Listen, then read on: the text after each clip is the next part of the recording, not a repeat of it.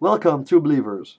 So this is the first in a series of video lectures where I'll be discussing religion point by point, as simple and as systematic as possible. I won't try to disprove God. I've already said I think that's impossible. However, I will try to show why atheism is the only logical, rational, and even moral course of thought. I'll also use these segments to explain what's wrong with theistic arguments. The first lesson is getting our definition straight. Because if you don't know what the other is talking about, you can never have a meaningful discussion. When debating, or listening to debates, I've often noticed that there's usually a problem in the communication between the two groups. They lack a correct understanding of what the other group actually believes. This is especially true when it comes to agnosticism versus anti-theism, which is often mistaken for atheism. Usually, both groups just insult each other, which is totally fucking useless, since the two aren't mutually exclusive. That means you can be both an anti-theist and an agnostic. And usually when you take one of them and you talk to them for a while, you find out that they actually are both. But they just lack a correct understanding of what the terms actually mean. So first let's discuss the difference between the two.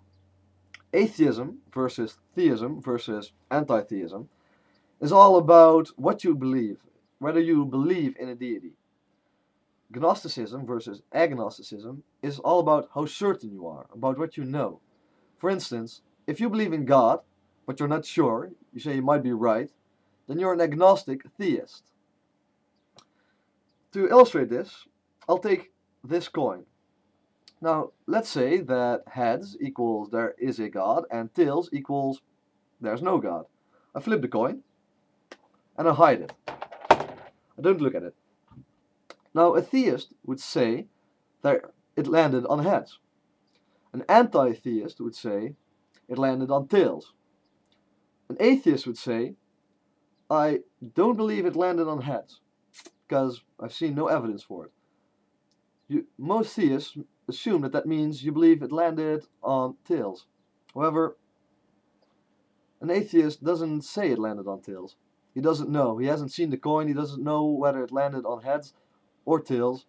He's honest and he says, well, I don't believe that it landed on heads. I also don't say I believe it landed on tails, but also not on heads. That, in a nutshell, is atheism. You simply say that you lack the belief in God. Because of this, anti-theists or strong atheists also fall into the atheist category.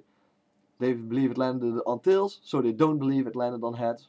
They lack the belief it landed on heads, so they're also atheists. But atheists don't have to believe it landed on tails. They don't have to believe that there is no God. Someone who says they're agnostic usually means that they can't be sure, they can't know if there's a God or not.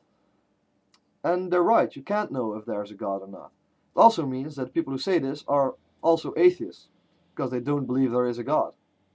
They also don't believe there's no God, but like I just explained, that's not important.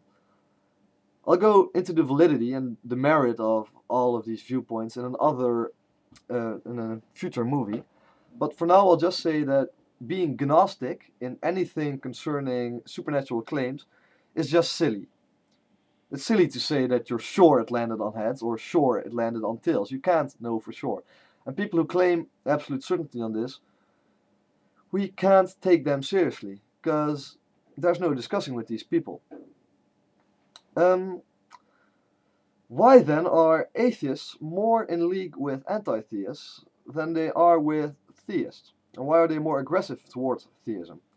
That's an interesting question, and we'll be discussing that in our next video, which will discuss the default position and the burden of proof.